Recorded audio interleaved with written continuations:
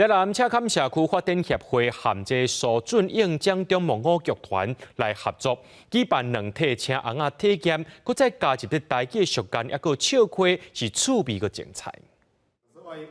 布袋戏的师傅伫台顶用红仔扮演两个角色，换角色的时，无论是讲话开口，也是红仔咧行的骹步手路，都要有变化，嘛互大凯大人囡仔看甲无腻目。唔干那看戏尔，这回赤坎社区发展协会甲戏团请来社区内，教大家掠红仔的美感，嘛互因体验红仔安怎拍练刀。这头家咧体验的民众讲，想要弄入去红仔内就有困难啊。较早咱家来看着，人伫戏台上咧演啊，咱伫戏底骹咧看啊，即个会当摸着啊，真新鲜。摸的这个感觉咧，你是咧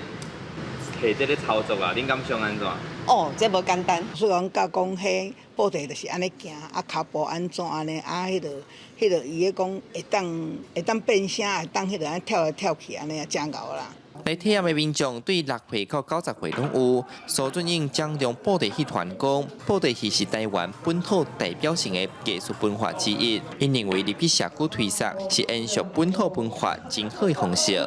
布袋戏体验是当做整个计划的最后一环，可以让整个亲子、让社区可以近距离的接触到平常在镇头或是在庙前面看戏台。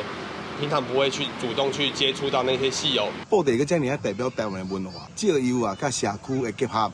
或者的居民啊，会当来报名，会当来操演布袋戏哦，包括红仔身段、前膊跳，无共款模样的操作，也个有呢，会飞升的正地吼，欣赏着红仔的细节啊，这是这届社区的这个教学非常重要一项代志。即马布袋戏的市场是豆豆仔的戏迷，剧团嘛讲，因演出有对时代的调整，演出内容嘛加入台语俗语甲笑话，互民众哪看戏哪学台语的智慧。因望大家通继续支持本土文化，看到传统艺术的水。记者从台南采访报道。